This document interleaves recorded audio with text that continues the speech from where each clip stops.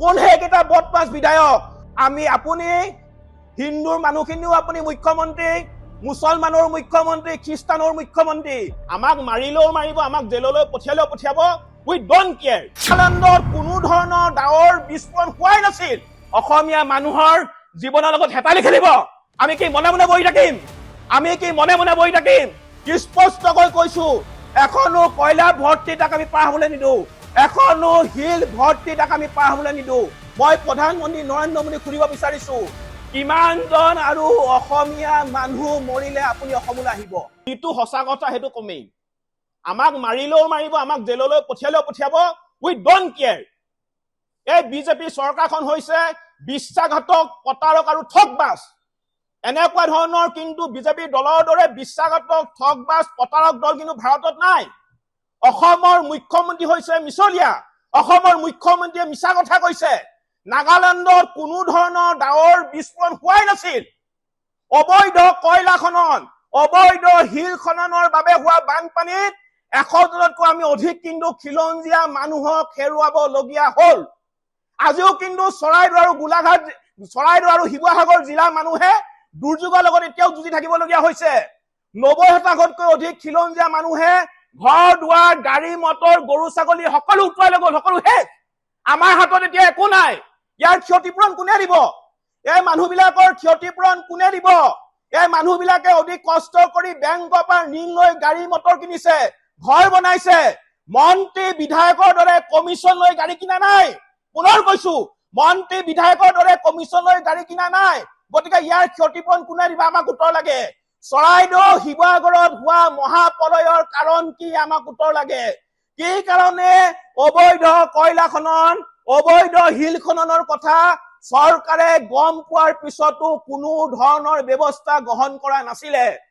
কোন সেইকেইটা বদমাছ বিধায়ক যিকেইটাই শিলৰ চিণ্ডিকেট, কয়লা চিণ্ডিকেট চলোৱাৰ ফলত 100 জনতকৈ অধিক মানুহ আমি হেৰুৱাবলগীয়া হ'ল।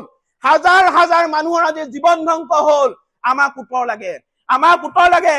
আমাৰ ওচৰলৈ ইতিমধ্যে তথ্য আহি আছে। এইকেইটা বদমাছ, দগাবাজ, জাতিদ্ৰোহী বিধায়কক আমি স্পষ্টকৈ কৈছো, ৰাজহুৱাকৈ আমি কিন্তু অপদস্থ কৰিম। আমি জাতীয় সংগ্ৰামী অসমে চিণ্ডিকেটৰ লগত জড়িত হৈ থকা এইকেইটা বদমাছ বিধায়কক কিন্তু আমি ৰাজহুৱাকৈ আমি কিন্তু অপদস্থ কৰিম। অসমীয়া মানুহৰ জীৱনৰ লগত হেতালি খেলিব। আমি কি মনে মনে বহি থাকিম? আমি কি মনে মনে বহি থাকিম?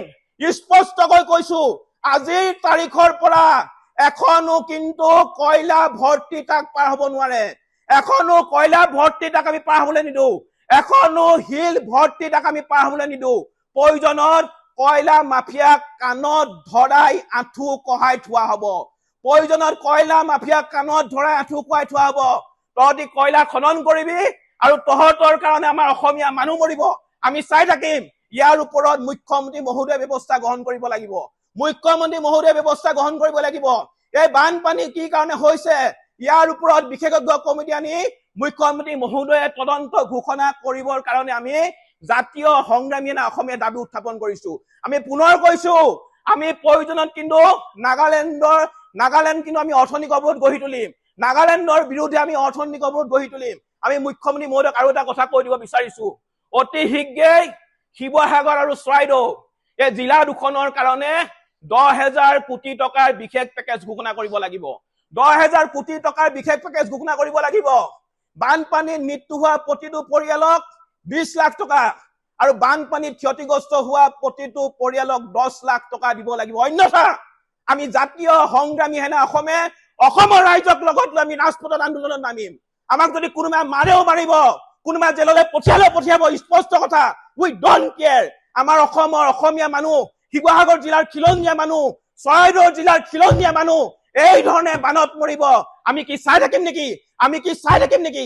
স্পষ্ট কথা পুনৰবাৰ কৈছো, এই ঘটনাৰ উচিত তদন্ত হ'ব লাগিব। আৰু এটা কথা আমি ক'ব বিচাৰিছো, নিৰ্বাচনৰ আগত ঘনে ঘনে অসমলৈ অহা প্ৰধানমন্ত্ৰী নৰেন্দ্ৰ মোদী, গৃহমন্ত্ৰী অমিত শ্বাহৰ এতিয়া খবৰ কি কাৰণে নাই? খবৰ কি কাৰণে নাই? নিৰ্বাচনৰ আগত চলাহী কথা কৈ অসমৰ মানুহৰ ভোট লৈ এতিয়া কেৱল মাত্ৰ অসমৰ সম্পদ লুণ্ঠন কৰাত ব্যস্ত। মই প্ৰধানমন্ত্ৰী নৰেন্দ্ৰ মোদীক সুধিব বিচাৰিছো, কিমানজন আৰু অসমীয়া মানুহ মৰিলে আপুনি অসমলৈ আহিব?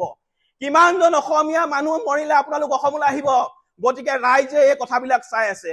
অসমৰ ৰাইজে আপোনালোকৰ ভেলকি বাজি আপোনালোকৰ ভণ্ডামি চাই আছে। আহি থকা দিনত ইয়াৰ উচিত প্ৰত্যুত্তৰ দিয়া হ'ব। আমি জাতীয় সংগ্ৰামী অসমে এটা কথা স্পষ্টকৈ আমি কৈ দিব বিচাৰিছো, অনাগত দিনত প্ৰধানমন্ত্ৰী নৰেন্দ্ৰ মোদী, গৃহমন্ত্ৰী অমিত শ্বাহ যদি অন্য কাৰ্যসূচীৰ কাৰণে অসমলৈ আহিবলৈ হয়, আমি জাতীয় সংগ্ৰামী অসমে বাধা প্ৰদান কৰিম আৰু আমি কোলা পতাকা দেখুৱাম।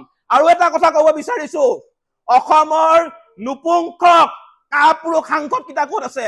অসমৰ কাপুৰুষ সাংসদ কেইটা ক'ত আছে? কিয় দিল্লীলৈ গৈ টেবুল ঢকিয়াই ক'ব পৰা নাই অসমৰ বানপানীৰ কথা? কিয় নৰেন্দ্ৰ মোদী অমিত শ্বাহৰ আগত টেবুল ঢকিয়াই অসমৰ বানপানীৰ কাৰণে 10,000 কোটি টকাৰ বিশেষ পেকেজ ঘোষণা কৰিবলৈ তেওঁলোকে সাহস কৰা নাই? গতিকে এনে ধৰণৰ কাপুৰুষ সাংসদৰ আমাৰ প্ৰয়োজন নাই। এনে ধৰণৰ কাপুৰুষ সাংসদৰ আমাৰ প্ৰয়োজন নাই।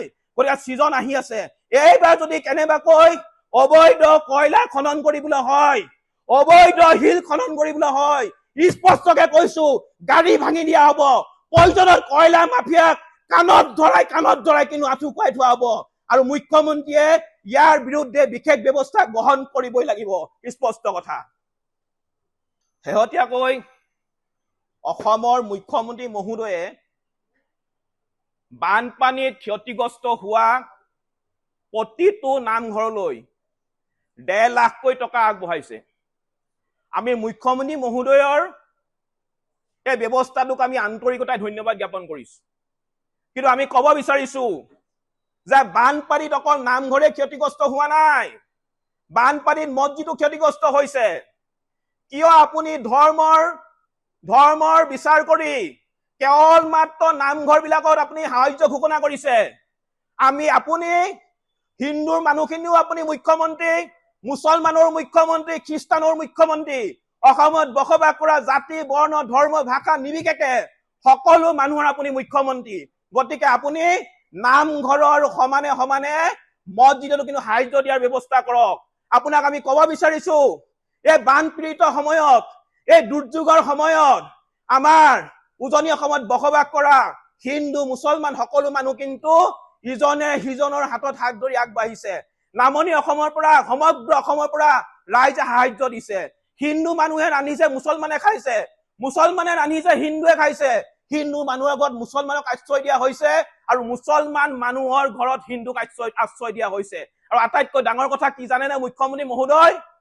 শিৱসাগৰ জিলাৰ চন্তগত এটা মছজিদত হিন্দু মানুহক আশ্ৰয় দিয়া হৈছে। গতিকে এই দুৰ্যোগৰ সময়ত আপুনি ধৰ্মৰ বিচাৰ নকৰি সকলো মানুহক, কি লাগে সকলো ধৰ্মৰ, নামঘৰে হওক, গীৰ্জাই হওক, আপোনাৰ মছজিদে হওক, যিবোৰ ক্ষতিগ্ৰস্ত হৈছে প্ৰতিটো অনুষ্ঠানত আপুনি সাহায্য দিয়াৰ ব্যৱস্থা কৰিবৰ কাৰণে আমি জাতীয় সংগ্ৰামী অসমে আপোনাক অনুৰোধ কৰিছো।